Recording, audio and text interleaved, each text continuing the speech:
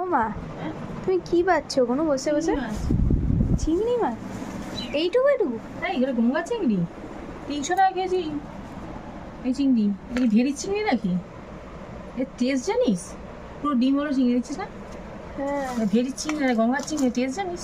কি দিয়ে করবে? বাবা জেলে পাড়ায় গেছিল, আমাদের বাপের বাড়ি গেছিল, ওখানে জেলে পাড়াতে মাছ জাল দিয়ে ধরে না, আসমা দেখতে পেয়েছে, কিনে নিয়ে এসেছে। কি দিয়ে করবে? এটা কালকে এঁচড় দিয়ে করবে, এঁচড় চিংড়ি। এছাড়া এইটুকু চিংড়ি দেবে? আরে এর টেস্ট জানিস তো? ভেরির চিংড়িগুলো যে বড় বড় খাস, হ্যাঁ। ওর টেস্ট নেই। এটা একটা কি এক পিস গালে দিয়ে দেখবি, এ লোকে পায় না গঙ্গার চিংড়ি। আরে কি রান্না করছো? আমি কালকে এই গঙ্গার চিংড়ি দিয়ে পটল দিয়ে আলু দিয়ে তরকারি হবে। হ্যাঁ। আচ্ছা, মুগের ডাল, বেগুন ভাজা, এই যে বেগুন ভাজা করবো, উচ্চ ভাজা করবো, আর পাপড় ভাজা, তুমি উচ্ছে আর নিম পাতা রোজ রাখবেই। আমের চাটনি আর পাপড় ভাজা।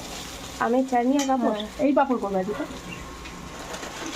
বাহ, পান পাপড় আর আমের চাটনি। পটল চিংড়ি হয়ে গেল? আর একটু বাকি আছে। আরেকটু বাকি আছে। কি সুন্দর লাল লাল কালার হয়েছে গো। ও মা, সেই কি কালার গো, লাল লাল একদম ঝাল ঝাল, দারুণ গন্ধ বেরিয়েছে কিন্তু। আজকে মা একটা দারুণ কাজ করেছে। এঁচোড় চিংড়ি করবে বলে বাজার না গিয়ে গরমের ভয় পটল চিংড়ি করে ফেলেছে।